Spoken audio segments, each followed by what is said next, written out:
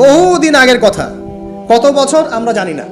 একজন প্রতাপশালী বাদশা ছিল, এখনকার বিশ্ব নেতাদের মতোই পরাশক্তি, ওই যে আসহাবুল কাহাফের মতো, বা ওই নমরুদের মতো, বা ওই যে ফেরাউন তার মতো একজন প্রতাপশালী বাদশা ছিল।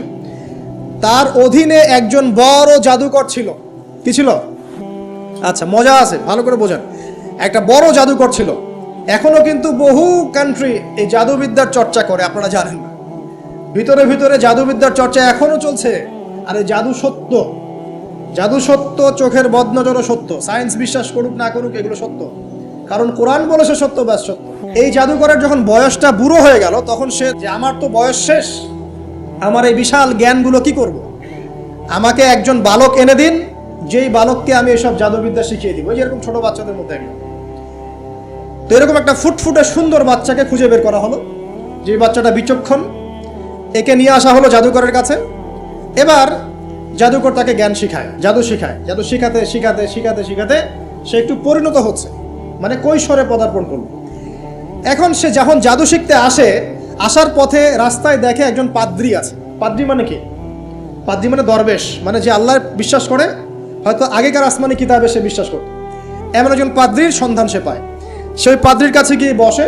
সেই পাদ্রী তাকে আসমানি কিতাবের যে মর্ম, যে বাণী, এগুলো শোনায়। তার কাছে খুব ভালো লাগে, যে মাশাআল্লাহ, এটা ইমানের সার। যখন কোরআন শুনি আমাদের ভালো লাগে না? আসমানি কিতাব যখন শুনে তার কাছে ভালো লাগে। সে বলে যে আমি এটা শিখতে চাই। তখন এই পাদ্রী তাকে বলে, তুমি তো জাদু শিখতে যাও এই বাদশার দরবেশের কাছে, বাদশার জাদুকরের কাছে, যদি ওরা জানতে পারে তাহলে তো সমস্যা। তাহলে উপায় কি? যখন তুমি ওখানে যাবে, যখন দেরি হয়ে যাবে, তখন বলবে বাসার থেকে বের হতে দেরি হয়েছে, বাসার থেকে বের হতে দেরি হয়েছে। আর আমার এখানে বসে যখন বাসায় যাবে, তখন বাসায় গিয়ে বলবে যে ওখান থেকে, ওই যে জাদুকরের কাছ থেকে আসতে দেরি হয়েছে। মানে কৌশল অবলম্বন করতে তিনি শিক্ষা দিলেন। এখানে আমাদেরও নসিহত আছে। সবসময় তো আর মানে একই রকম করে চললে হবে না, কৌশলের প্রয়োজন আছে না? উদউ ইলা সাবিলি রাব্বিকা বিল হিকমা, হিকমার দরকার আছে না? সত্য থেকে সরে গিয়ে নয়, কিন্তু কৌশল তো করার দরকার আছে। তারপর সামনে যান। এবার এই বাচ্চা খুব সুন্দর করে ব্যালেন্স করলো, একবার এখানে যায়, একবার ওখানে যায়।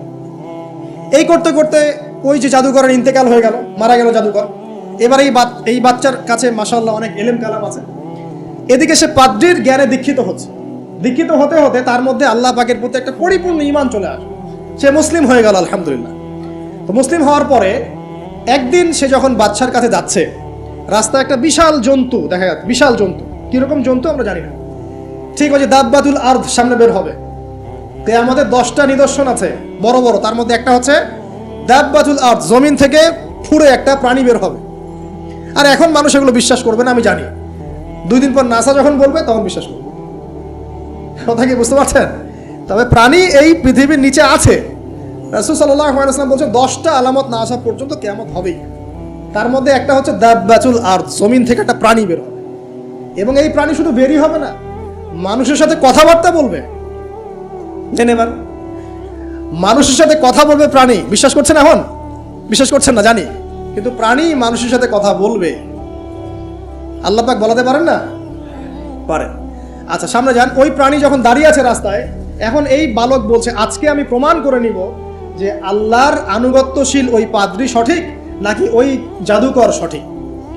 এবার সে একটা ইট হাতে নিল, পাথর হাতে নিয়ে সে বলছে, আল্লাহ, তোমার কাছে যদি ওই জাদুকরের কাজের চাইতে এই পাদ্রীর কাজ বেশি পছন্দনীয় হয়, এই ইটের আঘাতে এই জন্তুকে তুমি মেরে ফেলো আল্লাহ।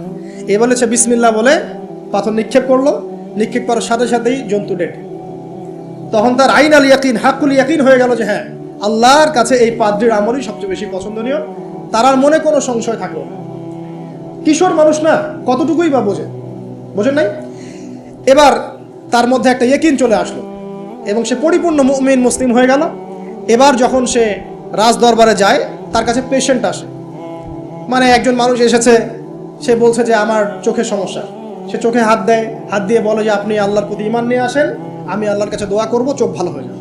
এভাবে পেশেন্ট আসে, সে বলে আল্লাহর প্রতি ঈমান নিয়ে আসেন, আমি দোয়া করব, ভালো হয়ে যাবে। এভাবে আস্তে আস্তে তার নাম এবং খ্যাতি ছড়িয়ে পড়তে লাগে। যেই তার কাছে আসে, সে বলে আগে মুসলিম হন, ইমানদার হন, আল্লাহর প্রতি বিশ্বাস করেন, আমি দোয়া করব, ভালো হয়ে যাবে। চোখ অন্ধ ভালো হয়ে যাচ্ছে। কুষ্ঠরোগী ভালো হয়ে যাচ্ছে, হ্যাঁ, প্যারালাইজড রোগী ভালো হয়ে যাচ্ছে, আলহামদুলিল্লাহ। নবী ঈসা আলাইহিস সালাম এমনটা করেছিলেন না? আল্লাহ পাক চাইলে করতে পারেন। একদিন ওই রাজ দরবারের একজন মন্ত্রী আসছে, এবার ওই রাজার একজন এমপি সাহেব, তার চোখে সমস্যা, সে আসছে, এসে বলছে যে আমার এই চোখের সমস্যা, আমার চোখটাকে ভালো করার দরকার, তোমার কাছে কোনো ওষুধ আছে নাকি? তো সে বলছে যে আপনি আল্লাহর প্রতি ঈমান নিয়ে আসেন, আমি আল্লাহর কাছে দোয়া করব, আপনি ভালো হয়ে যাবেন। এবার সে আলহামদুলিল্লাহ ঈমান নিয়ে আনলো এবং সে ভালো হয়ে গেল। এই ভালো হয়ে যাওয়ার পরের দিন যখন সে আবার ওই পার্লামেন্টে গিয়েছে আর কি, ওদের তৎকালীন রাজদরবারে, এবার রাজা ওকে দেখে বলছে যে তোমার তো চোখ অন্ধ ছিল, কিভাবে সেবা লাভ করবে? তো সে বলে না কিভাবে সেবা লাভ করলো, সে বলতে চাচ্ছে না, কারণ সে আজ করছে যে বললে সমস্যা হবে। তো এক পর্যায়ে তাকে খুবই পিটুনি দেওয়া হচ্ছে, রিমান্ডে নিয়ে গিয়ে কঠিন মাইর দেওয়া হচ্ছে। এক পর্যায়ে সে মারের যন্ত্রণা সহ্য করতে না পারে বলে ফেললো যে ওই বাচ্চা, তার কাছে গিয়ে আমি আরোগ্য লাভ করেছি এবং সে আমাকে বলেছে যে তার রবের প্রতি ঈমান নিয়ে আসতে, তাহলে আমি শেফা লাভ করব। এই বাচ্চা এখন বলছে ফেরাউনের মতো, আয়না রব্বুকুমুল আ'লা, আমি তো তোমাদের রব। নমরুদের মতো, আমি তো তোমাদের রব, ঠিক আছে, আমি ছাড়া তোমাদের কে রব আছে? মা আলিমতু লাকুম মিন ইলাহিন গায়রি, মা আলিমতু লাকুম মিন ইলাহিন গায়রি, আমি তো জানি না যে আমি ছাড়া তোমাদের কোনো ইলাহ আছে। এবার এই লোকটাকে হত্যা করা হলো, এই এমপি সাহেবকে হত্যা করা হলো, বিকজ সে ঈমান নিয়ে আসে। এবার সেই বালককে ডেকে আনা হচ্ছে, বলা হচ্ছে বলো তুমি নাকি তোমার রবের নাম দিয়ে মানুষের ট্রিটমেন্ট করা শুরু করেছো? তখন সেই বালক বলছে হ্যাঁ, আমি এক আল্লাহর প্রতি বিশ্বাস করি এবং তার রাসূলের প্রতি বিশ্বাস করি, তার প্রেরিত আসমানি কিতাবে বিশ্বাস করি। এখন রাজা বলছে আমি ছাড়া তোমাদের কোন ইলাহ আছে আমি তো জানি না। এই সৈন্যবাহিনী শোনো, এই বালককে ধরো, ধরে নিয়ে গিয়ে উঁচু পাহাড়ে নিয়ে যাও, ওখান থেকে ফেলে দাও। কথা বুঝতে পারছেন? এবার তাকে নিয়ে যাওয়া হলো, ক্রস ফায়ার দেওয়া হবে, এবার উপরে নেওয়া হয়েছে, একদম পাহাড়ের উপরে। এবার ওই বালক উপরে উঠে একটা দোয়া করছে, এই দোয়াটা সবাই শিখে নেন। ওই বালক উপরে উঠে দোয়া করছে আল্লাহুম্মা কফিনিহিম বিমা শি'তা, আল্লাহুম্মা কফিনিহিম বিমা শি'তা, আল্লাহুম্মা কফিনিহিম বিমা শি'তা। পাহাড় থরথর করে কাঁপা শুরু করলো এবং ওই সৈন্যবাহিনী পাহাড় থেকে পড়ে গেল, বালকের কিচ্ছু হলো না। আমি কিন্তু বানোয়াট কোনো গল্প বলছি না, এটা কোরআন থেকে বলছি এবং এটা তাফসীর, আপনি যে কোনো তাফসীর পড়েন, মারিফুল কোরআন, তাফসীর ইবনে কাসির, জালালাইন পড়ে দেখেন, জাস্ট পড়ে দেখেন আমার সাথে ডিবেট করার আগে। এবার সে বালক হেঁটে হেঁটে চলে আসলো রাজদরবারে। আবার কি ব্যাপার, তুমি মরো নাই? না, আল্লাহ আমাকে বাঁচিয়েছে, আমার রব আমাকে বাঁচিয়েছে। আবার পাঠানো হচ্ছে আরেক দল সেনাবাহিনীকে নিয়ে, যাও এবার ওকে সমুদ্রে নিয়ে যাও, সমুদ্রের মাছ সমুদ্রে ডুবিয়ে দিবে। আবার সে ওখানে গিয়ে বলল আল্লাহুম্মা কফিনিহিম বিমা শি'তা, হে আল্লাহ, অর্থ হচ্ছে হে আল্লাহ, আমার বিপক্ষে যারা আছে আপনি যা দিয়ে ইচ্ছা ওদের বিরুদ্ধে আমাকে সাহায্য করেন। অর্থটা হচ্ছে এমন, আল্লাহুম্মা কফিনিহিম বিমা শি'তা, আল্লাহ আপনি আমার জন্য যথেষ্ট হয়ে যান, ওদের বিরুদ্ধে আমার জন্য যথেষ্ট হয়ে যান, যা ইচ্ছা তাই দিয়ে আপনি হেদায়েত করুন, মানে আমাকে হেফাজত করুন, ঠিক আছে? আল্লাহুম্মা কফিনিহিম বিমা শি'তা, ছোট্ট দোয়া। এবার ওই সমুদ্র উত্তাল হওয়া শুরু করলো এবং ওরা জাহাজ থেকে পড়ে গেল। এই বাচ্চা সেফলি আবার চলে আসলো রাজদরবারে। বিশ্বাস করছেন না? চলে আসলো। এবার আসার পরে বলছে শোনেন, আমাকে এভাবে মারতে পারবেন না, আমাকে এইভাবে মারা যাবে না, আমি আপনাদেরকে বলে দিচ্ছি কিভাবে আপনি আমাকে মারতে পারবেন। তো বাচ্চা বলছে কিভাবে মারতে পারবো বলো? তখন সেই বাচ্চাটা বলছে যে আপনি সমস্ত এলাকার মানুষকে এক জায়গায় জড়ো করবেন, মানে পুরো নেশনের যত মানুষ সবাইকে একটা মাঠে নিয়ে আসবেন, মাঠের মাঝখানে একটা গাছ রোপণ করবেন বা একটা কিছু স্তম্ভ নির্মাণ করবেন, সেখানে আমাকে বেঁধে ফেলবেন। বেঁধে ফেলার পরে আমার এই ধনুক থেকে একটা তীর বের করবেন, তীর বের করে আপনি নিজ হাতে এই তীরটাকে নিশানা দিবেন, দিয়ে বলবেন বিসমিল্লাহ আল্লাহর নামে, বিসমিল্লাহ আল্লাহর নামে, বিসমিল্লাহি রব্বি হাযাল গোলাম বলে ছুড়বেন। অর্থ হচ্ছে আমি এই রবের, আমি এই বাচ্চার রব, আমি এই বাচ্চার রব আল্লাহর নামে তীর ছুড়লাম, এটা বলে তীরটা নিক্ষেপ করবেন, তাহলে আমি মরবো, তার আগে মরবো। কথা কি বুঝতে পারছি? এবার তাই করা হলো, সমস্ত এলাকার মানুষকে এখানে জড়ো করা হলো। কথাটা ভালো করে বোঝেন, সমস্ত এলাকার মানুষ মানে কি? ওই এলাকার সব মানুষ, মানে মুমিন কাফের যে আছে সবগুলাকে একত্রিত করা হলো। করার পরে বাচ্চাটাকে এভাবে একটা জায়গায় বেঁধে দেওয়া হয়েছে, খেজুর গাছে, তাফসীরে এসেছে খেজুর গাছে। এবার সে এখান থেকে তীর বের করে বাদশা বলছে বিসমিল্লাহি রব্বি হাযাল গোলাম, নিক্ষেপ করলো। তীরটা ঠিক আল্লাহ পাকের দৃষ্টি দেখেন এত সূক্ষ্ম, ওইটাই বর্ণনা করেছেন তীরটা ঠিক বাচ্চার এই জায়গায় লেগেছে, এই যে মাথার এখান থেকে লেগে এদিকে বের হয়ে গেছে। হ্যাঁ, কে বুঝি না? ছেলেটা, বাচ্চা ওই বাচ্চা ছেলেটার এই যে কপালের এই পার থেকে এই পার পর্যন্ত তীর চলে গেল এবং বাচ্চাটা শহীদ হয়ে গেল আলহামদুলিল্লাহ।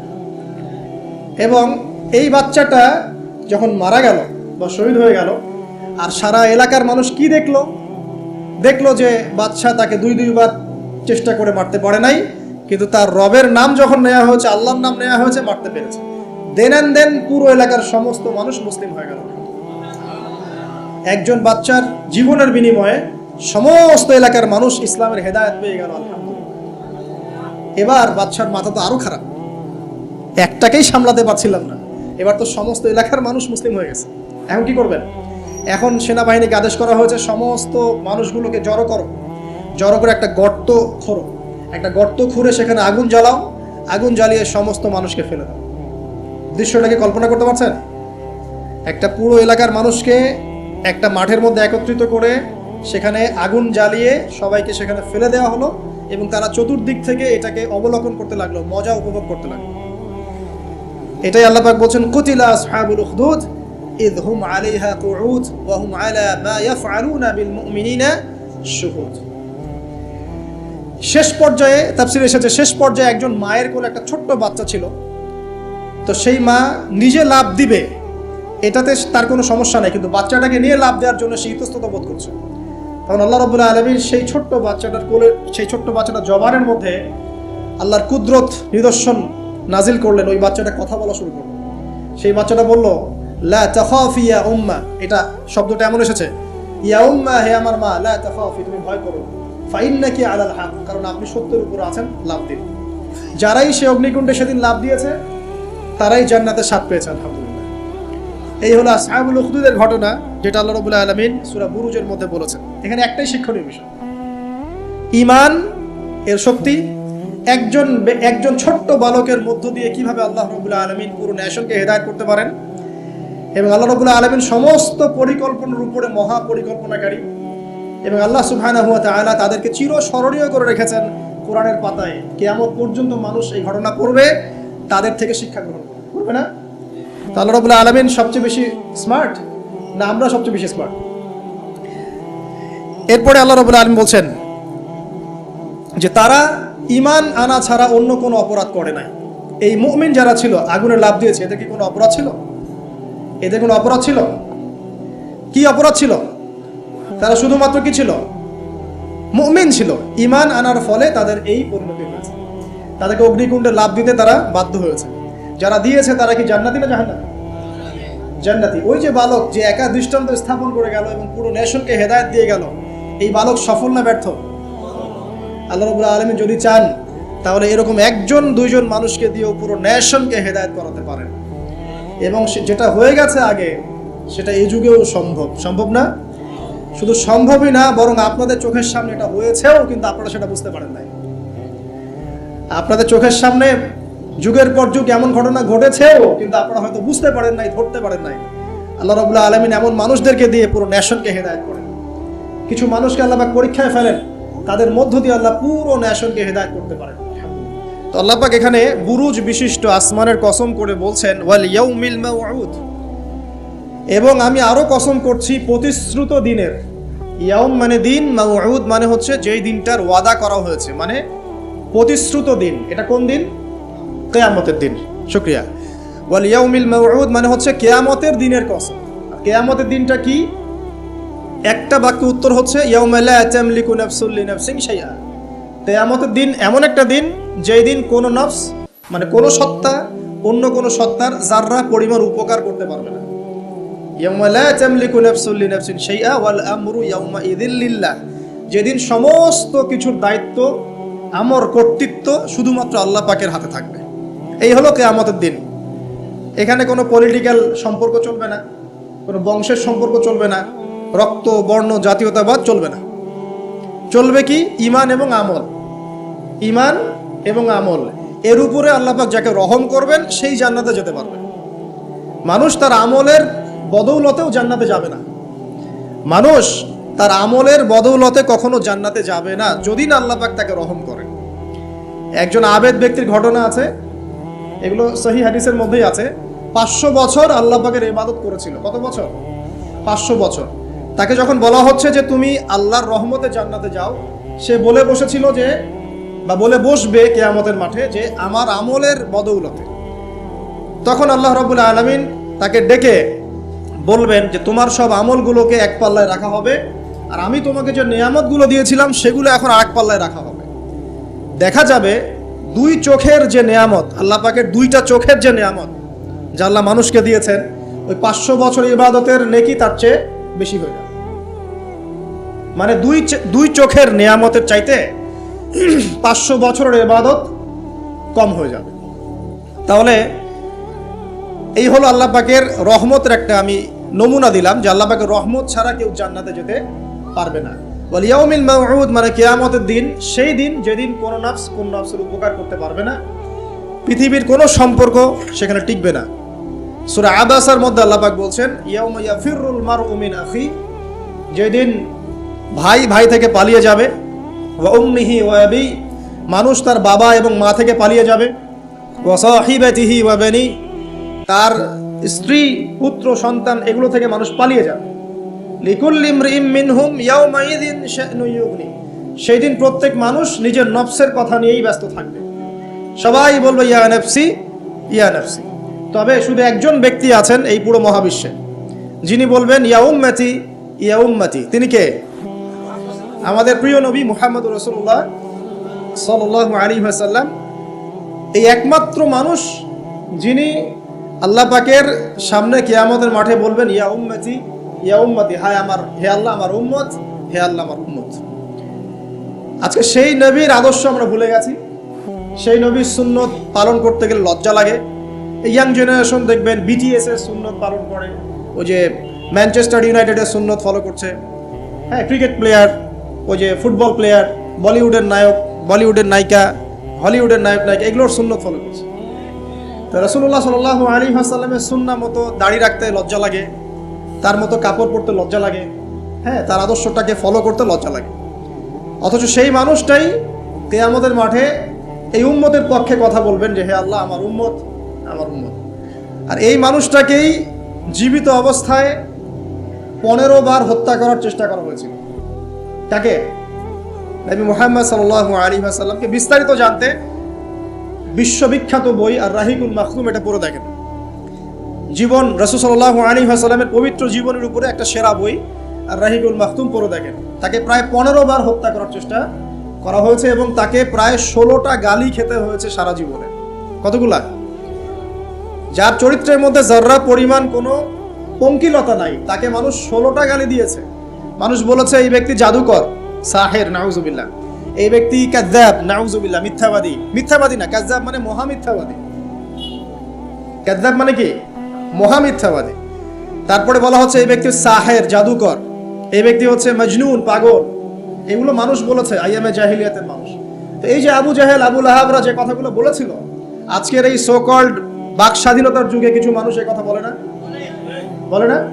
তো এরা কার উত্তরসূরি বুঝতে পারছেন? এই যে আবু লাহাব যে বলেছিল ও আলী জামাআতানা লিহাদা, ও সে বলেছিল আলী জামাআতানা লিহাদা। ওই পাহাড়ের নিচে দাঁড়িয়ে আবু লাহাব বলছিল। নবী সাল্লাল্লাহু আলাইহি ওয়াসাল্লাম বলছেন তোমরা সবাই শুধু বলো কুলু লা ইলাহা ইল্লাল্লাহ তুফলিহুন। হে আমার চাচারা, কুরাইশ বংশের যারা আছেন আপনারা, ইয়া মা'আশারাল কুরাইশ, আপনারা শুধু বলেন কুলু লা ইলাহা ইল্লাল্লাহ, খালি একবার বলেন যে লা ইলাহা ইল্লাল্লাহ তুফলিহুন, আপনারা সফল হয়ে যাবেন, আরব আজম উভয়ের রাজত্ব পাবেন। নবীজি বলছেন। তখন আবু লাহাব হাততালি দিয়ে বলছিল আলি হাদা জামাআতানা, এই জন্য আমাদেরকে এখানে একত্রিত করেছো। তখনই হাততালি দিয়ে পাথর নিয়ে রাসূল সাল্লাল্লাহু আলাইহি ওয়াসাল্লামের দিকে নিক্ষেপ করেছে। নাউযুবিল্লাহ। তো তখনই আল্লাহ পাক আয়াত নাজিল করলেন।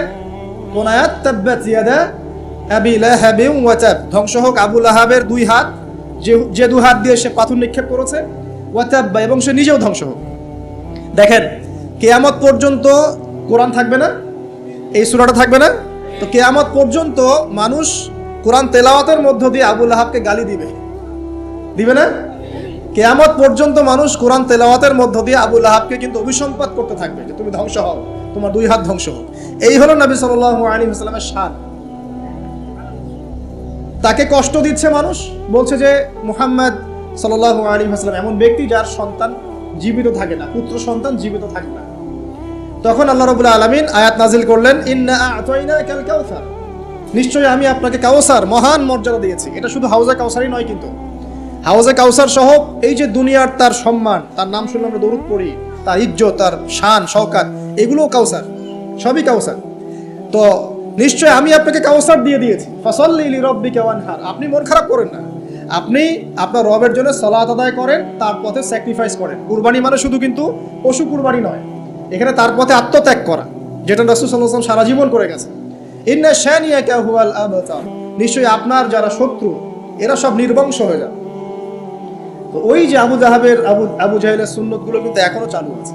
দেখবেন সুযোগ পেলেই মানুষ রাসূলুল্লাহ সাল্লাল্লাহু আলাইহি ওয়াসাল্লামের পবিত্র চরিত্র নিয়ে কথা বলে। তো যারা অজ্ঞ তাদের ব্যাপারে আমাদের আফসোস অতটা নয় যতটা আমাদের এই মুসলিম যুবকদেরকে নিয়ে আমাদের আফসোস। এই মুসলিম পরিবারে জন্মগ্রহণ করার পরেও আজ পর্যন্ত কেউ রাসূলের জীবনী পড়ে দেখলো না, আজ পর্যন্ত রাসূলের সুন্নাত ফলো করার সুযোগ হলো না, তৌফিক হলো না। 5 ওয়াক্ত নামাজটুকু পড়তে পারছেন না, দাড়িটা ছাড়তে পারছেন না, টাকনুর উপরে কাপড় উঠাতে পারছেন না, হারাম রিজিক ছাড়তে পারছেন না, মাদক ছাড়তে পারছেন না, জিনা পর্ন ছাড়তে পারছেন না। অথচ আপনি রাসূলুল্লাহ সাল্লাল্লাহু আলাইহি ওয়াসাল্লামের উম্মত, আপনার জন্যই আমার জন্যই নবী সাল্লাল্লাহু আলাইহি ওয়াসাল্লাম কাল কিয়ামতের মাঠে সুপারিশ করবে ইনশাআল্লাহ তাআলা।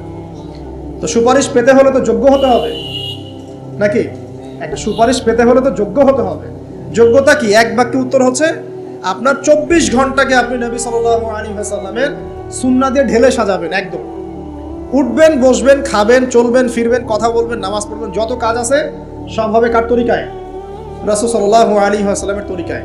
যদি এটা শিখতে না পারেন, ওই যে আল্লাহর রাস্তায় সময় দিচ্ছে ভাইরা, 3 দিন 7 দিন 40 দিন চলে যান, দেখবেন 40 দিনের মধ্যে আপনাকে সুন্নত শিখায় বাসায় পাঠিয়ে দিবেন ইনশাআল্লাহ। এমন কোন জামাত নাই যেটা 100% পরিশুদ্ধ আছে। তো ওই বিতর্কিত বিষয়গুলো ছাড়েন, বিতর্কিত বিষয়গুলো আপাতত ছেড়ে দেন। সুন্নতটা তো শিখাবে আপনাকে তো নামাজটা শিখাবে, জামাতে নামাজের পাবন্দি শিখাবে, হাদিস চর্চা শিখাবে, তালিম করা শিখাবে, দাওয়াত দেওয়া শিখাবে। এইটুকু শিখে চলে আসেন।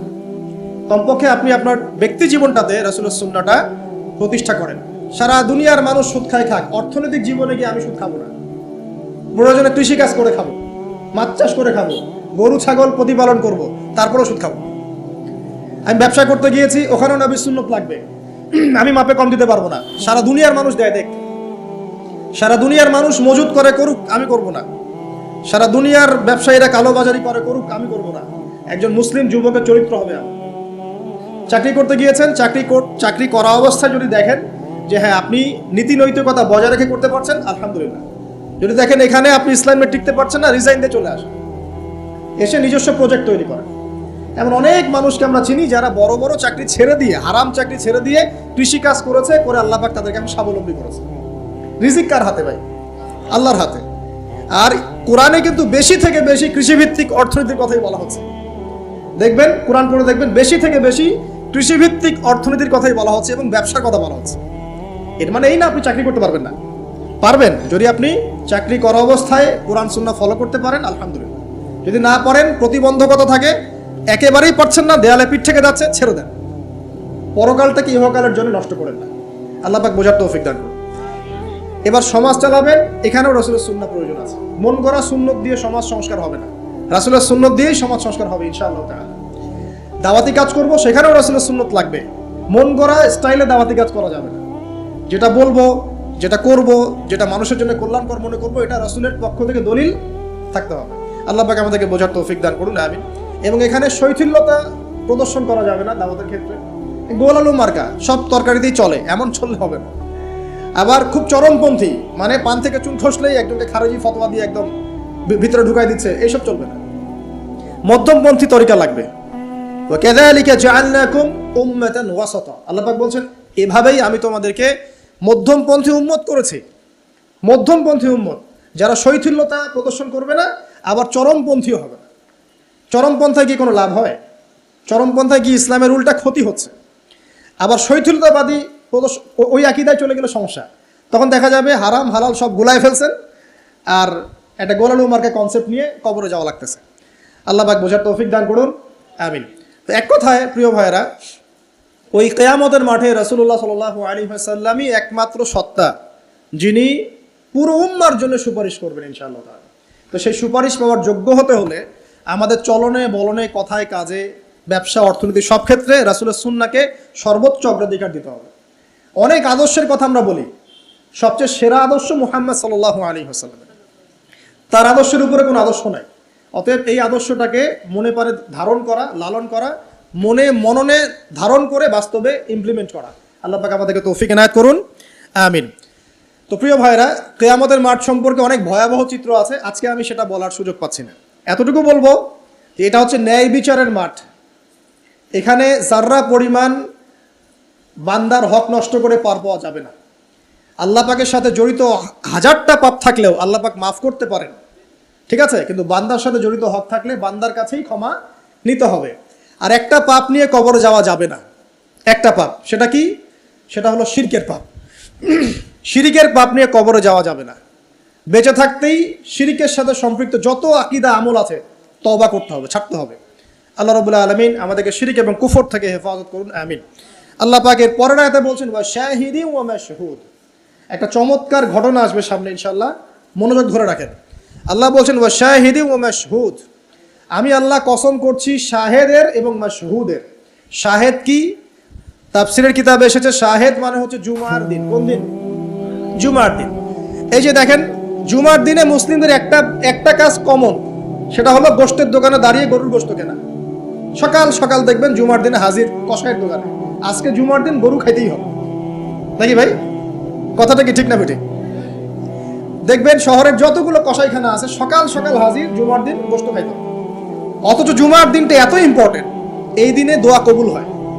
যে কোনো দোয়া আল্লাহর কাছে চাবেন কবুল হবে। এই দিনে সূরা কাহাফ পড়তে হয়, এই দিনে তাড়াতাড়ি মসজিদে আসতে হয়, গোসল করে সুগন্ধি মেখে সুন্দর কাপড় পরে ইমামের কাছাকাছি এসে বসতে হয়। তাহলে প্রত্যেক কদমে 1 বছরের রোজা, 1 বছরের তাহাজ্জুদের নেকি হয়। তো জুমার দিন খুবই ইম্পর্টেন্ট। দেখবেন জুমার দিনে কি করে? গরুর গোশত খাবে, খাওয়াই লাগবে। মুরগি খাওয়া তো যাবেই না, সবজি খাওয়া যাবেই না, ঠিক আছে। তারপরে স্ত্রী সন্তান বউ বাচ্চাকে নিয়ে সকাল সকাল বের হয়ে চলে গেলাম, সারা বিকেল ঘুরতেছি, রাত্রে ঘুরতেছি, সন্ধ্যায় ঘুরতেছি। মানে ওই দিনটা দেখবেন গান বাজনা, পার্টি, এই বিয়ের অনুষ্ঠান, এই জন্মদিন, এই ওরিয়েন্টেশন, এই অমুক তমুক সব জুমার দিনে। অথচ জুমার দিনটাকে আল্লাহ পাক দিয়েছেন ওয়া শাহিদ, সাক্ষ্যদাতা। মানে জুমার দিন আপনাকে সাক্ষী দিবে যে আপনি এই দিন কি করেছেন। জুমার দিনের কাজগুলো পড়ে নেবেন বই থেকে, আল্লাহ পাক তৌফিক দান করুন, আমিন। ওয়া মাশহুদ, এবং মাশহুদের কসম করছি। মাশহুদ কি? মাশহুদ মানে আরাফার দিন। কোন দিন? আরাফার। এটা কোন দিন? যুব সমাজকে জিজ্ঞাসা করেন, বলতে পারবে না আরাফার দিন কোন দিন। এখনকার তরুণ প্রজন্ম দেখেন আরাফার দিন কোন দিন বলতে পারবে না। জিজ্ঞাসা করেন পর্যায় সারণীতে ওই যে মৌলের নাম, হাইড্রোজেন থেকে একদম শেষ পর্যন্ত সব বলে দিবে, পারমাণবিক ভর, পারমাণবিক সংখ্যা সব বলে দিবে। ফিজিক্সের প্রশ্নগুলো জিজ্ঞাসা করেন, সব বলে দিবে। ওই যে হায়ার ম্যাথ আছে, হায়ার ম্যাথের প্রশ্ন বলে দিবে। বায়োলজির যে কঠিন কঠিন বৈজ্ঞানিক নামগুলো আছে না, ব্যাঙের বৈজ্ঞানিক নাম, অমুকের তমুকের, মানুষ সব বলে দিবে। বলেন মাশহুদ কাকে বলে? ওয়া শাহিদি ওয়া মাশহুদ, আয়াতটা শুনেছো কখনো? বলবে শুনি নাই। এই হলো অবস্থা, শিক্ষা সিস্টেমের এই হলো অবস্থা। কেউ কি বলেছে যে ডাক্তার হওয়া যাবে না, ইঞ্জিনিয়ার হওয়া যাবে না, বা জেনারেল লাইনে পড়া যাবে না? এমনটা কি কেউ বলেছে? কিন্তু কোরআন সুন্নাহর জ্ঞানকে বিসর্জন দিয়ে, ওই জ্ঞানটাকে বিসর্জন দিয়ে তোমাকে ডাক্তার হতে হবে? আমার তো মাঝে মাঝে মনে হয় যে এইসব সেকশনে এই সায়েন্টিফিক পড়াগুলোর পাশাপাশি মানবিক কিছু পড়াশোনা দেওয়া দরকার। আগে মানুষ বানানো দরকার, কিভাবে পেশেন্টদের সাথে ভালো ব্যবহার করতে হয় শেখানো দরকার, কিভাবে একজন অসুস্থ মানুষের সাথে ভালো বিহেভ করতে হয় শেখানো দরকার। খালি কিভাবে ইনজেকশন পুশ করতে হয় আর কিভাবে ওষুধ দিতে হয় এটুকু শেখানো যথেষ্ট না। একটা বিহেভিয়ার, মানবতা শেখানো দরকার। একটা ইঞ্জিনিয়ারকে শেখান যে চুরি করা হারাম, তাকে শেখান আগে, নাহলে বড় হয়ে অনেক বড় ইঞ্জিনিয়ার হতে পারে কিন্তু দেখবেন ভিতরে চুরি করছে। তো একটা মানবিক শিক্ষার দরকার আছে, হিউম্যান বিহেভিয়ার শেখানো দরকার। তো এই শিক্ষাগুলো কে দিবে? কোরআন দিবে, হাদিস দিবে, রাসূলের সুন্নাহ দিবে। তখন গিয়ে তো সে পরিপূর্ণ মানুষ হবে। আর যাদের মধ্যে এই দুইটা শিক্ষা একত্রিত হবে দেখবেন তারা সোনার মানুষ হবে ইনশাআল্লাহ। তো এই দুইটা শিক্ষাকে আমরা অর্জন করতে পারি না? কেউ কি বলেছে জেনারেল লাইনে পড়া বাদ দিয়ে দাও, বাদ দিয়ে একদম সবাই মৌলবী হয়ে যাও? সবাই যদি আলেম হয়ে যায় তাহলে ভাই সামরিক ক্ষেত্রে কে কাজ করবে, প্রশাসনে কে কাজ করবে, জনপ্রতিনিধি কে হবে, ইসলামিক ব্যাংকিং সেকশন কে চালাবে? ঠিক আছে না, সব সেকশনে মানুষের প্রয়োজন আছে না? তো সব সেকশনে মানুষের দরকার আছে, কিন্তু সেই মানুষগুলোর আত্মাটাকে কোরআন সুন্নাহর আধ্যাত্মিকত্ব দিয়ে ঢেলে সাজাতে হবে। আল্লাহ পাক তৌফিক এনায়েত করুন, আমিন। যদি অমুসলিম হয়, অমুসলিম হওয়ার পরেও যদি সে তার ধর্ম মেনে চলে, দেখবেন সেও কিন্তু ভালো মানুষ হবে। আসলে যারা এই বিশ্বে ফাসাদ সৃষ্টি করে বেড়াচ্ছে, এদের সাথে ধর্মের কোনো সম্পর্ক নাই। যারা এই বিশ্বে ফাসাদ সৃষ্টি করছে, এদের সাথে আসলে ধর্মের কোনো সম্পর্ক নাই। সে যদি সত্যিকার অর্থেই তার ধর্ম পালন করত, তাহলে কিন্তু সে তার ধর্মের প্রতি অনুগত থাকতো। কোনো ধর্ম কি বলেছে বিনা বিচারে বা নিষ্পাপ মানুষকে হত্যা করো? কোনো ধর্ম, একটা রিলিজন আমাকে দেখান যে বলেছে মিথ্যা কথা বলো, হারাম খাও, সুদ খাও, বেপরদায় চলো, নগ্ন হয়ে চলো? একটা ধর্ম বলেছে? তাহলে প্রত্যেকটা ধর্মের মূল কথাগুলো কিন্তু মোটামুটি একরকম। তো সবাই যদি সবার ধর্ম মেনে চলে, কোনো সমস্যা? এরপরে যে পড়াশোনা করে দেখবে যে হ্যাঁ ইসলামই চূড়ান্ত রিলিজন, এর মধ্যে সমস্ত বিষয়ের সমাধান আছে, এটা ফাইনাল টেস্টিমেন্ট, তখন সে মুহাম্মদ সাল্লাল্লাহু আলাইহি ওয়াসাল্লামের আনুগত্য করবে, সাক্ষ্য দিবে আশহাদু আল্লা ইলাহা ইল্লাল্লাহ ওয়া আন্না মুহাম্মাদান আবদুহু ওয়া রাসূলুহু, মুসলিম হয়ে যাবে ইনশাআল্লাহ। মুসলিম হলেই, কালিমা পড়লেই একদিন না একদিন সে জান্নাতে যাবে ইনশাআল্লাহ, যদি তার আকীদার মধ্যে শিরক না থাকে, কুফর না থাকে, আমলে বেদাত না থাকে, হারাম রিজিক না থাকে। আল্লাহ পাক আমাদেরকে পরিপূর্ণ মুসলিম হওয়ার তৌফিক এনায়েত করুন, আমিন। এই যে মাশহুদ বলছিলাম, আরাফার দিন, আরাফার দিন নিয়ে আমার স্বতন্ত্র একটা লেকচার আছে, ওইটা দেখে নিন। আরাফার দিনের ফজিলত, এর যে তাৎপর্য, এবং এই দিনে নবী সাল্লাল্লাহু আলাইহি ওয়াসাল্লামের একটা বিদায় হজের ভাষণ আছে, এটা নিয়ে আমি স্বতন্ত্র একটা খুতবা দিয়েছি, শুনে নেবেন ইনশাআল্লাহ। আর বাসায় গিয়ে অবশ্যই আর রাহিকুল মাখতুম বইটা পড়বেন, এখানে সমস্ত বিষয়গুলো লেখা আছে। এই তিনটা কসম, পুরো মহাবিশ্বের কসম, তারপরে হচ্ছে কিসের, কিয়ামত দিবসের কসম, আর এই যে জুমা এবং আরাফার দিবসের কসম। কসমগুলো কি বড় বড় না, না ছোট ছোট? বিশাল বিশাল কসম, মানে বিশাল বিশাল কসম নিয়ে আল্লাহ রাব্বুল আলামিন এখন একটা বড় ঘটনা বলতে যাচ্ছেন। সিকোয়েন্সটা দেখেন, বড় বড় কিছু কসম আল্লাহ করলেন, মহাবিশ্বের কসম, বিশাল বিশাল নক্ষত্রের কসম, ঠিক আছে? জুমার দিন বড় দিন, আরাফার দিন বিশাল দিন, এবং কিয়ামতের দিন একটা ভয়াবহ বিশাল দিন। এই সমস্ত বিশাল বিশাল বিষয়গুলোর কসম করে আল্লাহ পাক বলছেন কুতিলা আসহাবুল উখদুদ। কি কথা? কুতিলা আসহাবুল উখদুদ। আসহাবুল উখদুদ ধ্বংস হয়েছে। কে আসহাবুল উখদুদ? সামনে যাই, মজার একটা ঘটনা আসবে। আন-নারি যাতিল ওয়াকুদ, যখন আগুন দাউ দাউ করে জ্বলছিল, আসহাবুল উখদুদ ধ্বংস হয়ে গেছে যখন আগুন দাউ দাউ করে জ্বলছিল। ইযহুম আলাইহা কুউদ, এবং আসহাবুল উখদুদের লোকরা এই আগুনের কুণ্ডলীর চারপাশে বসেছিল। মনে করেন এখানে বিশাল একটা আগুন জ্বালিয়ে রাখা হয়েছে, এখানে দাউ দাউ করে আগুন জ্বলছে, আর কিছু মানুষ তার চারপাশে বড় বড় কুরসিতে, চেয়ারে হেলান দিয়ে বসে মজা উপভোগ করছে। এই হলো আসহাবুল উখদুদ। এদেরকে আল্লাহ পাক বলছেন এরা ধ্বংস হোক। কুতিলা আসহাবুল উখদুদ ওয়া হুম আলা মা ইয়াফআলুনা বিল মুমিনিনা শুহুদ। তারা বসে বসে কি করছিল? তারা বসে বসে দেখছিল যে মুমিন মুসলিমদের সাথে কি নির্যাতন করা হচ্ছে। মুমিন মুসলিমদের সাথে ওই আগুনের মধ্যে যা নির্যাতন করা হচ্ছিল, ওরা চারপাশে বসে বসে এটা অবলোকন করছে, হাসছিল, মজা নিচ্ছিল। এই আসহাবুল উখদুদরা ধ্বংস হোক। ওয়ামা নাকামু মিনহুম ইল্লা আন ইউমিনু বিল্লাহিল আজিজিল হামিদ। আল্লাহ পাক বলছেন ওই মুমিনদের কোনো দোষ ছিল না যে মুমিনদেরকে ওই অগ্নিকুণ্ডে পুড়িয়ে মারা হচ্ছিল এবং চারপাশে কিছু মানুষ জড়ো হয়ে দেখছিল, মজা নিচ্ছিল। আসহাবুল উখদুদ, ওই মুমিনদের কোনো দোষ ছিল না, শুধু একটা অপরাধ তাদের দৃষ্টিতে। কি সেটা? যে এই মুমিনরা এক আল্লাহর প্রতি ঈমান এনেছিল। এই মুমিন হওয়া ছাড়া তাদের কোনো দোষ ছিল না। কথা বুঝতে পারছেন? এবার চলে আসেন এখানে কিভাবে আসলাম। বহুদিন আগের কথা, কত বছর আমরা জানি না। একজন প্রতাপশালী বাদশা ছিল, এখনকার বিশ্ব নেতাদের মতোই পরাশক্তি, ওই যে আসহাবুল কাহাফের মতো, বা ওই নমরুদের মতো, বা ওই যে ফেরাউন তার মতো একজন প্রতাপশালী বাদশা ছিল। তার অধীনে একজন বড় জাদুকর ছিল। কি ছিল? আচ্ছা, মজা আছে, ভালো করে বোঝেন। একটা বড় জাদুকর ছিল। এখনো কিন্তু বহু কান্ট্রি এই জাদুবিদ্যার চর্চা করে, আপনারা জানেন। ভিতরে ভিতরে জাদুবিদ্যার চর্চা এখনো চলছে। আর এই জাদু সত্য, জাদু সত্য, চোখের বদনজরও সত্য। সায়েন্স বিশ্বাস করুক না করুক, এগুলো সত্য, কারণ কোরআন বলেছে সত্য, ব্যাস সত্য। জিন সত্য নাকি মিথ্যা? ফেরেশতা সত্য না মিথ্যা? কবরের আযাব সত্য না মিথ্যা? এগুলো তো চোখে দেখা যায় না, বিশ্বাস করলেন কিভাবে? এই চোখে দেখা যায় না বিশ্বাস করেছেন বলেই তো আপনি মৌলবাদী। চোখে দেখা যায় না, অহেতুক বিশ্বাস করছেন, অতএব আপনি একজন মৌলবাদী মানুষ। বুঝতে পারছেন?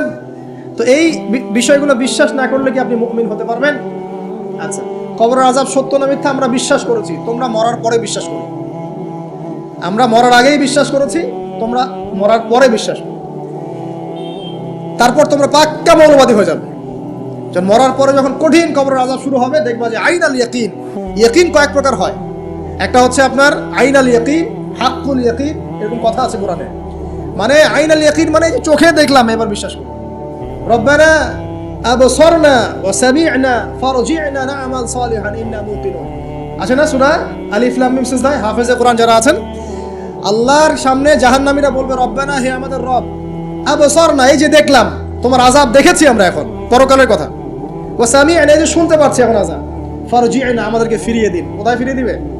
দুনিয়ায়। না'মাল সালিহান, আমরা সৎ কাজ করব। ইন্না মুকিনুন, আমাদের ইয়াকিন হয়ে গেছে। তার মানে সবাই বিশ্বাস করবে একদিন না একদিন, তাই তো? এই ঈসা ইবনে মারইয়ামকে যে মানুষ বলছে ক্রুসিফাইড, তাকে ক্রুসিফাইড করা হয়েছে, তিনি মারা গেছেন, নাউজুবিল্লাহ, বলা হচ্ছে না? আচ্ছা, ঈসা ইবনে মারইয়াম যখন নেমে আসবেন সবাই বিশ্বাস করবে না? সূরা মাইদায় এই জন্যই বলা হচ্ছে যে ঈসা ইবনে মারইয়ামকে যখন পাঠানো হবে, একজন আহলে কিতাব বাকি থাকবে না যে তার প্রতি ঈমান নিয়ে আনবে না। এমন একজন মানুষ তখন খুঁজে পাওয়া যাবে না যে তার প্রতি ঈমান আনবে না, আহলে কিতাবদের মধ্যে। ঈসা ইবনে মারইয়ামকে ক্রুসিফিকশন করা হয় নাই। ঈসা ইবনে মারইয়ামকে আল্লাহ রাব্বুল আলামিন তার কাছে উঠিয়ে নিয়েছেন। আর যে আল্লাহ পুরো মহাবিশ্ব চালাতে পারেন, সে একজন মানুষকে উঠাতেই পারেন। এটার এমন কি বিষয় যে আল্লাহ রাব্বুল আলামিন আপনার দেহের মধ্যে রূহ রেখে দিয়েছেন, তার হুকুমে বের হয়ে চলে যাবে। সে আল্লাহ রাব্বুল আলামিন রাসূল সাল্লাল্লাহু আলাইহি ওয়াসাল্লামকে মেরাজে উঠিয়ে নিতে পারেন। সিম্পল। শেষ করি, সূরাটার সামনে যাই। আল্লাহ রাব্বুল আলামিন এরপর যেটা বলেছেন যে ইন্নাল্লাযীনা, ওদের পরিণতি কি হবে যারা এই কাজটা করলো? ইন্নাল্লাযীনা ফাতানুল মুমিনিনা ওয়াল মুমিনাত সুম্মা লাম ইয়াতুবু ফালাহুম আযাবু জাহান্নাম। যারা মুমিনদের সাথে এমন নির্যাতন করলো, কি করলো? আগুনে পুড়িয়ে জীবন্ত মেরে ফেললো। যারা মুমিনদের সাথে এমন দৃষ্টান্ত স্থাপন করলো, নির্যাতন করলো, ফিতনায় ফেললো এবং তওবা করে ফিরেও আসলো না, আল্লাহ পাক বলছেন নিশ্চয়ই তাদের জন্য যন্ত্রণাদায়ক শাস্তি আছে জাহান্নামে। ওয়ালাহুম আযাবুল হারিক, এবং তাদের জন্য মর্মান্তিক শাস্তি অপেক্ষা করছে। তাদের জন্য যারা মুমিনদেরকে ফিতনায় ফেলেছে, কষ্ট দিয়েছে, নির্যাতন করেছে, নিপীড়ন করেছে। তারপর আল্লাহ পাক বলেন ইন্নাল্লাযীনা আমানু ওয়া আমিলুস সালিহাত লাহুম জান্নাতুন তাজরি মিন তাহতিহাল আনহার। আর যারা এই পরীক্ষায় উত্তীর্ণ হয়ে গেল, যাদেরকে আসহাবুল উখদুদরা ফেলে দিল গর্তে, যারা আগুনে লাফ দিল, অগ্নি পরীক্ষা দিল, আল্লাহ পাক বলেন এরা সফল হয়েছে, এরা জান্নাতে যাবে যার তলদেশ দিয়ে নহর সমূহ প্রবাহিত হচ্ছে। আলহামদুলিল্লাহ। ওয়া যালিকাল ফাওজুল কাবীর, আর এটা হচ্ছে সবচেয়ে বড় সাফল্য। এটাই হচ্ছে সাফল্যের চূড়ান্ত সংজ্ঞা। দুনিয়াতে আপনি কতটুকু খাচ্ছেন, পড়ছেন, কতটুকু ব্যবসা বাণিজ্য করছেন, কতটুকু স্ট্যাটাসের মালিক, এটা বড় কথা নয়। আপনি দিন শেষে জান্নাতে যেতে পারবো কিনা, এটাই বড় কথা। যদি জান্নাতে যেতে পারি, ইনশাআল্লাহ তাআলা আমরা সফল। যদি জান্নাতে যেতে ব্যর্থ হই, আল্লাহ না করুক, তাহলে আমাদের চেয়ে ব্যর্থ এই মহাবিশ্বের কোনো সৃষ্টি নাই। আল্লাহ পাক বোঝার তৌফিক এনায়েত করুন, আমিন। আল্লাহ পাক এরপরে বলছেন ইন্না বাতশা রাব্বিকা লাশাদীদ। জেনে রাখো, যারা আল্লাহর বিরোধিতা করবে, তার নবী, তার আসমানি কিতাব এবং দ্বীনের বিরোধিতা করবে, তাদের জন্য আল্লাহর শাস্তি আছে। এই শাস্তিটা প্রচন্ড কঠিন। ইন্না বাতশা রাব্বিকা লাশাদীদ, আল্লাহ পাকের শাস্তি প্রচন্ড কঠিন। আমরা একটা কনসেপ্ট লালন করি মাথায়, আল্লাহ পাক গফুর রহিম, রহমানুর রহিম, ঠিক আছে তাই না? একই সাথে আল্লাহ পাক কিন্তু শাদীদুল ইকাব বটে। আল্লাহ পাক একই সাথে কিন্তু কঠোর শাস্তিদাতাও বটে। আল্লাহ এটা বলছেন ইন্না বাতশা রাব্বিকা লাশাদীদ। আল্লাহ পাক ছাড় দিচ্ছেন আমাদেরকে, ছেড়ে দিবেন না কিন্তু। তোমরা যারা এখন নামাজ পড়ছো না, সওম রাখছো না, হারাম কাজে লিপ্ত আছো, হারাম খাচ্ছ, এবং জেনায়, পর্নে, মাদকে লিপ্ত আছো, অহেতুক সময় নষ্ট করছো, দিনের কোনো ফিকির নাই, আল্লাহ পাক কিন্তু সবকিছু দেখছেন, আল্লাহ পাক কিন্তু সবকিছু শুনছেন, আল্লাহ রাব্বুল আলামিন সুযোগ দিচ্ছেন, সময় দিচ্ছেন, তাই বলে কিন্তু আল্লাহ পাক ছেড়ে দিবেন না। আল্লাহ রাব্বুল আলামিন কিন্তু পুঙ্খানুপুঙ্খ হিসাব নেবেন। এটাই বলছেন ইন্না বাতশা রাব্বিকা লাশাদীদ। আল্লাহ পাকের শাস্তি কিন্তু বড়ই কঠিন। আল্লাহ পাক আমাদের সবাইকে তার শাস্তি থেকে হেফাজত করুন, আমিন। একটা এক্সাম্পল দিচ্ছি খালি, জাস্ট। আবু তালেব নাম শুনেছেন? কে ছিল? রাসূল সাল্লাল্লাহু আলাইহি ওয়াসাল্লামের চাচা। দীর্ঘদিন, বছরের পর বছর তিনি নবী সাল্লাল্লাহু আলাইহি ওয়াসাল্লামকে সাপোর্ট করেছেন। যদিও তিনি মুসলিম হননি, কিন্তু সাপোর্ট করেছেন, ফাইন্যান্সিয়াল সাপোর্ট, সোশ্যাল সাপোর্ট থেকে সাপোর্ট দিয়েছেন, কিন্তু শেষমেশ তিনি লা ইলাহা ইল্লাল্লাহ পড়তে পারেন নাই, মুমিন মুসলিম হননি। কিন্তু নবীকে এমনভাবে সাপোর্ট দিয়েছেন যেটা আরবের কেউ দেয়নি তাকে। তাহলে এই ব্যক্তি কি পাবে পরকালে? সাহাবীরা জিজ্ঞাসা করছেন, আপনার চাচার কি হবে পরকালে? রাসূলুল্লাহ সাল্লাল্লাহু আলাইহি ওয়াসাল্লাম বলছেন, আমার চাচা আমাকে অনেক অনেক খেদমত করেছে, উপকার করেছে দিনের জন্য, কিন্তু ঈমান নিয়ে আসে নাই। যদি সে ঈমান নিয়ে আসতো আমি তার প্রতি সুপারিশ করতাম। তিনি চাচাকে বলেছিল না, খালি একবার বলেন লা ইলাহা ইল্লাল্লাহ, আমি আপনার জন্য আল্লাহর কাছে সুপারিশ করব। তিনি ঈমান নিয়ে আনেননি। এই কারণে জাহান্নামের সবচেয়ে নিম্নতর শাস্তি তাকে দেওয়া হবে। সেটা কি? তাকে আগুনের এক জোড়া জুতা পরিয়ে দেওয়া হবে। আগুনের এক জোড়া জুতা, এই আগুনের এক জোড়া জুতাতেই নাউজুবিল্লাহ তার মাথার যে মগজ, এই মগজটা টকবক করে ফুটতে থাকবে। ইন্না বাতশা রাব্বিকা লাশাদীদ, কিভাবে বুঝাবো? এটা হলো আবু তালেবের ব্যাপার। তাহলে যারা এখন প্রকাশ্যে ইসলামের এগেইনস্টে কথা বলছে, কাজ করছে, সুন্নতের খেলাফ কাজ করছে, আমরা নামাজ পড়ছি না, সুদ খাচ্ছি, ঘুষ খাচ্ছি, দুর্নীতি করছি, আমাদের কি হবে? জাস্ট নিজের ফিকির করেন, ডান বাম সব ভুলে যান, নিজের কবরের ফিকির করেন, জাস্ট নিজের কবরের ফিকির করেন। আপনি আমি কবরে গেলে কি করবো এই ফিকির করেন, দেখবেন নিজে ভালো হলে সব ভালো হয়ে যাবে ইনশাআল্লাহ। নিজে ভালো হবো না, কিছুই ভালো হবে না। আল্লাহ পাক আমাদের সবাইকে আল্লাহর আযাব থেকে বাঁচান, আমিন। আল্লাহ পাক আযাবের কথা বলছেন, সাথে এটাও বলছেন ইন্নাহু হুয়া ইউবদিউ ওয়া ইউঈদ ওয়া হুয়াল গফুরুল ওয়াদুদ। আল্লাহ পাক কঠিন শাস্তি দাতা বটে, তবে আল্লাহ রাব্বুল আলামিন সবকিছু সৃষ্টি করেছেন, আবার তার দিকেই সবকিছু ফিরে আসবে, এবং তিনি হচ্ছেন পরম প্রেমময় একজন সত্তা। কেউ যদি আল্লাহকে ভয় করে ইনস্ট্যান্ট তওবা করে ফিরে আসে, তার জীবনে যত গুনাহ থাক আল্লাহ পাক মাফ করে দিবেন। আপনি যদি সারা জীবন শিরিক করে থাকেন, যেটা মহাপাপ, জুলমুন আযীম, এখনই যদি তওবা করে ফিরে আসেন, আপনার সমস্ত পাপ তো আল্লাহ পাক মাফ করে দিবেনই, আপনার গুনাহগুলোকে নেকি দিয়ে পরিবর্তন করে দিবেন। তো আল্লাহ পাক প্রেমময়, ওয়াদুদ একজন সত্তা। তো আমরা আল্লাহ পাকের দয়া যদি চাই, আল্লাহ পাকের প্রেম ভালোবাসা চাই, তাহলে আল্লাহর মারিফত লাগবে না, আল্লাহকে চিনতে হবে না, আল্লাহর আনুগত্য লাগবে না, তার রাসূলের আনুগত্য লাগবে না, কোরআন সুন্নাহ ফলো করতে হবে না। এগুলো করার পর ইনশাআল্লাহ আমরা আল্লাহ পাকের রহমত পাবো, ইনশাআল্লাহ আমরা আশাবাদী। আল্লাহ পাক আমাদেরকে তার রহমত দিয়ে ঘিরে রাখুন, আমিন। ওয়া হুয়াল গফুরুল ওয়াদুদ যুল আরশিল মাজিদ। আল্লাহ পাক বলেন তিনি মহান আরশের অধিপতি। আরশ সম্পর্কে একদিন বলেছি আমি যে এই কুরসিটাই মহাবিশ্বকে ঘিরে রাখছে, আর এই কুরসিটা আরশের তুলনায় এমন যে একটা মরুভূমিতে একটা ঢাল ফেলে দেন, একটা মরুভূমির মধ্যে একটা থালাকে ফেলে দেন, অনুপাতটা যেমন হবে আরশ আর কুরসির অনুপাতটা এমন। আরশটা এত বিশাল যেটা 8 জন ফেরেশতা ধরে রেখেছে, তার উপরে আল্লাহ রাব্বুল আলামিন আরশে আযীমে সমুন্নত। তো সে আল্লাহকে চিনতে শিখুন, আল্লাহর আনুগত্য করতে শিখুন। আল্লাহ পাক তৌফিক দান করুন। ফাআলুল লিমা ইউরিদ, আল্লাহ পাক যা ইচ্ছা তাই করতে পারেন। হাল আতাকা হাদিসুল জুনুদ, হে নবী মুহাম্মদ সাল্লাল্লাহু আলাইহি ওয়াসাল্লাম, তোমার কাছে কি এই সেনাবাহিনীর খবর পৌঁছেছে? এটাকে ফেরাউন ওয়া সামুদ, ফেরাউন এবং সামুদের বিশাল পরাক্রমশালী এই ফোর্সের কথা তোমার কাছে কি পৌঁছেছে? এই আসহাবুল উখদুদের সেনাবাহিনীর কথাই বলেন, আর ওই যে ফেরাউন বা নমরুদ বা সামুদ, আদ জাতির কথাই বলেন, এরা সবাই কিন্তু আল্লাহর গজবে ধ্বংস হয়ে গিয়েছে। আল্লাহ রাব্বুল আলামিনের কাছে সবাই তুচ্ছ। আমরা আল্লাহ রাব্বুল আলামিনের ক্ষমতার কাছে তুচ্ছ। তাই এই নশ্বর দুনিয়ায় আল্লাহর অবাধ্যতা করে উদ্ধত অহংকারী হওয়ার কোনো মানে হয়? আল্লাহ পাক আমাদের সবাইকে বিনয়ী বানিয়ে দিন, আল্লাহর প্রতি আনুগত্যশীল বানিয়ে দিন। বালিল্লাযীনা কাফারু ফি তাকযীব, বরং যারা কুফরি করছে এরা তো মিথ্যা প্রতিপন্ন করছে।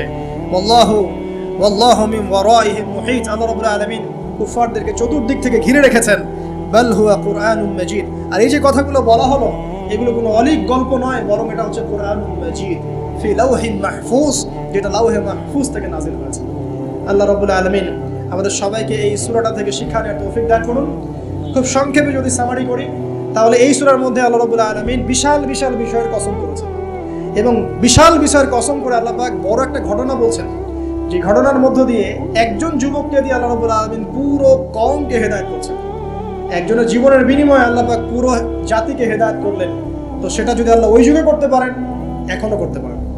এখানে আল্লাহর কাছে তারা সাফল্য মণ্ডিত হয়েছে যারা ঈমান এনেছিল, আর যারা ওদেরকে আযাব দিয়েছে, আগুনে পুড়িয়ে মেরেছে, এদেরকে আল্লাহ পাক জাহান্নামী ঘোষণা করেছেন।